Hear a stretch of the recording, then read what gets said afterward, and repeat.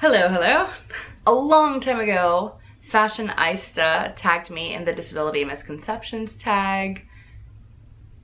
I've held it off for too long. I've held off making videos for too long because of my health, so that's what we're doing today. What is your disability and how does it impact you?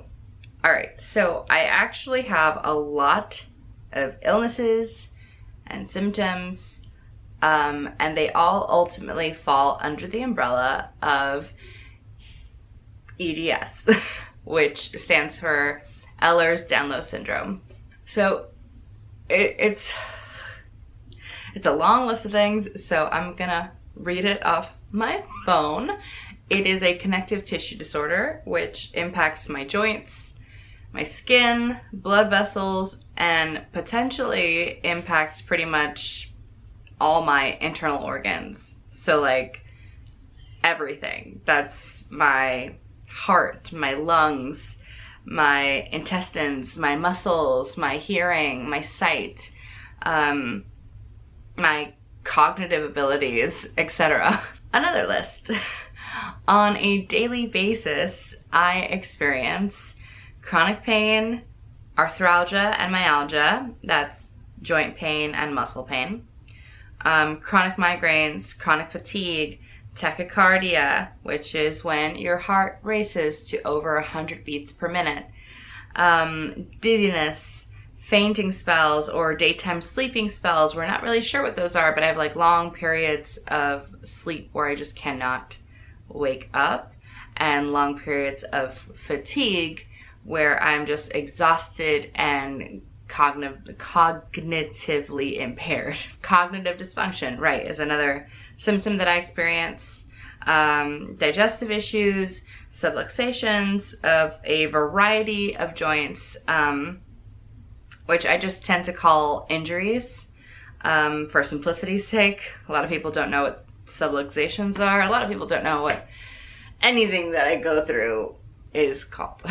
Because of the weakness of my ligaments, I can do very short bursts of walking, but for the most part, I use my wheelchair to get around. I struggle with stuff like heavy lifting, and sometimes my ligaments are too weak even for like light lifting. Like sometimes my cell phone might be too heavy for me to lift. It's fluid. Yeah, I struggle with stuff like lifting, putting pressure on things like pushing buttons. What else? Ooh, cutting into something that's tough. Raising my arms for longer than a couple of seconds. Not like this. This is my elbow to chest, but like raising my arms like this. Horrible, horrible, horrible. Oh my god. So the list is too long. So I'm gonna link to some more videos about my EDS in the description, so check those out. What is the most common misconception that you experience in regards to your disability? Probably that I don't have it. It's hard to notice physical evidence of it if you don't know what you're looking for. It can fall under invisible or non-apparent illness. A way that it's invisible is my chronic pain. So chronic pain is such a huge part for me. Like, yes, it is. The chronic pain and the weakness of my ligaments kind of go hand in hand. But it's pretty invisible. Like, as I speak to you, I am in pain right now. My back hurts, my hands hurt, my feet hurt. I can't open my mouth wider than a certain size because my jaw hurts. What else? Like, it's very interesting to try and pinpoint what exactly is hurting because it just constantly feels like I'm in overall body pain. My wrists hurt. My knees hurt. Did I say that already? I don't know. But being that my chronic pain is all the time, it would be exhausting to emote it all the time. I can't go through life just constantly going, ow, ow, ow, ow, ow. Like that would take up too much time, too much energy. I'm saying the ows in my head. But that doesn't make the pain any less real. It just means that because I am a person with chronic pain, I have a higher pain tolerance.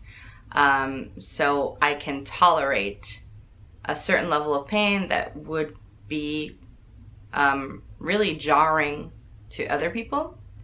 And once I do emote that I'm in pain, that means that the pain level got pretty high.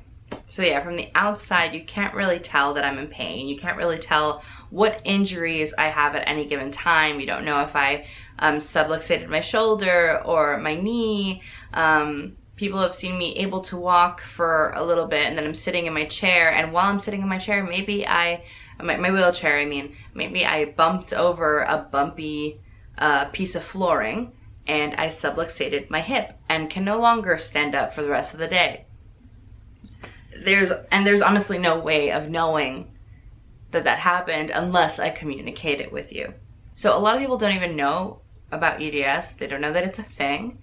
And they'll assume based on your appearance that you're not sick. And then you kind of have to 101 them about the whole thing. That's hard. Those who do not know EDS in depth sometimes think that it just means that someone is flexible. And that's the end of it. They are ignorant to the health concerns that are involved when it comes to EDS. Yeah, these are the same people that'll say things like, it's not a disability, it's a superpower. You can do anything. No. And more specifically, doctors often have a false idea of what it is. Not just that it might only mean flexible and not all the various health concerns that I've mentioned, but they, and through my diagnosis process, would dismiss me. Yeah, if you don't know, I have whole videos about my diagnosis process, but it took me years to do so, years of begging my doctors to just test me for it, and they wouldn't do it because they assumed that it was too rare for me to have. They thought my skin wasn't stretchy enough. I wasn't as hypermobile as the illustrations in the textbooks showed. And by the way, there are different types of EDS. You don't necessarily have to have extremely stretchy skin or be extremely hypermobile to have it. There's a variety. And not just EDS, but a variety of connective tissue disorders. Heyo! They also thought I was too overweight to have EDS. They had this image in their mind of like a very skinny, frail looking person. Isn't that how all sick people look? Air quotes. And so they also definitely confused it for Marfan syndrome. Marfan syndrome does, by textbook, have a look that's like longer torso, longer fingers, and taller. And they're like, you don't look like that. So they were just like, we're not gonna test you. Long story short, I was genetically tested and I have classical Ehlers-Danlos syndrome. So who's the winner? Me. Which misconception annoys you the most? Actually, it's something that I haven't mentioned yet, I don't think, which is that ambulatory wheelchair users exist and that fluid disabilities exist. For those who don't know, an ambulatory wheelchair user is a wheelchair user with a limited ability to walk. Also, for those who don't know, disability is not binary. Disability doesn't always necessarily mean can't. There are spectrums, there is fluidity. There are times when we can't and times when we can. And the fact that sometimes we can and sometimes we can't is part of our disability. It annoys me the most because I think it's the most, dangerous misconception in terms of the fact that people will get really violent about it, really aggressive about it. They'll take it upon themselves to harass disabled people about how disabled they really are, or if they're disabled at all. I also find it dangerous that I feel like people in power have, control, an opportunity to deny us our access rights because they believe that we are faking. And that is terrifying to me, to lose my access to a wheelchair lift or to an accessible room in a hotel because they believe that I don't really need it.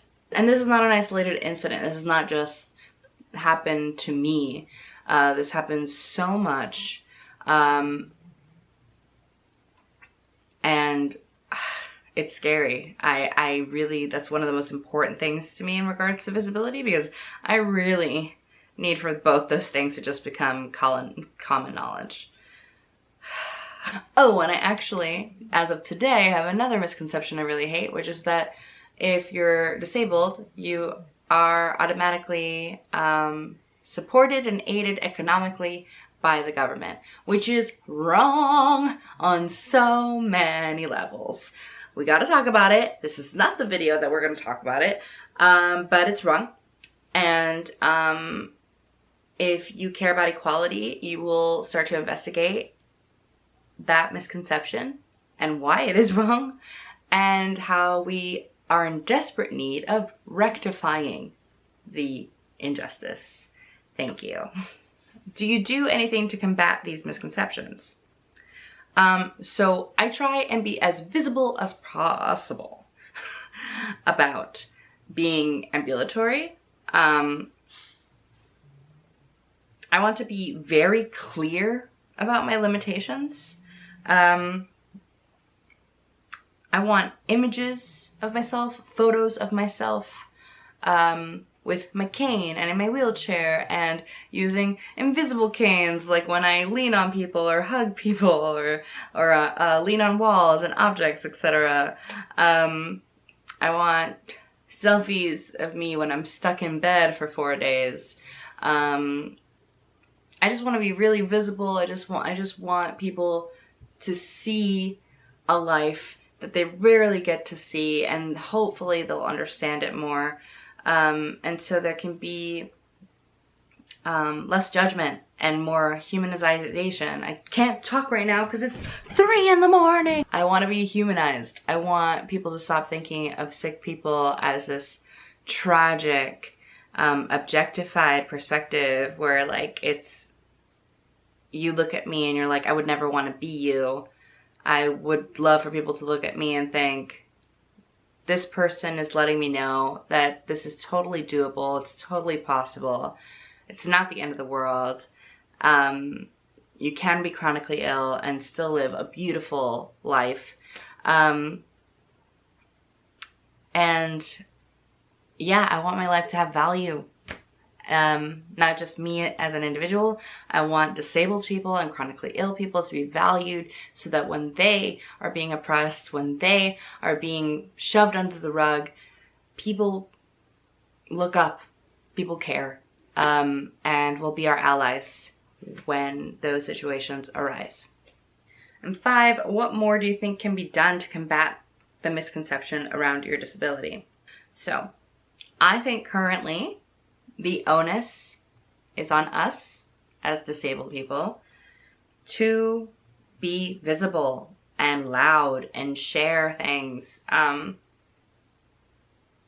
to share our truths. But I would like to see the onus on our allies. Our allies often commit just as much harm as our enemies by not listening, by not humanizing us. And then they will be defensive of their good intentions. But intention is not everything. Telling me that you don't mean to, as you burn down my home, doesn't make the fire go away. Our allies need to do better. They need to not speak for us. They need to do a better job of handing over the mic, of seeking out our work, of sharing our work, of making sure that we are credited and acknowledged for our work. Pay us for our time and labor and experience. Historically, disabled activists have been out here fighting for literally all of us, because I don't need to remind you, maybe I do, that literally every single human being on this planet can be part of the disability community at any moment. So when you fight for disability rights, you're fighting for literally every human on the planet. Because disability is the one marginalized group that anyone can become a part of, no matter who you are. So when you fight for disabled people, you fight for everyone. Thank you all for watching my Disability Misconceptions tag. I am in a fog right now, and it's like 3 a.m., isn't it? Almost, yes. So I hope that I didn't somehow forget that I already watched their tags. But off the top of my head, I would like to tag Jessica, Lolo, Molly, and Andrea. And I will see you eventually. Bye.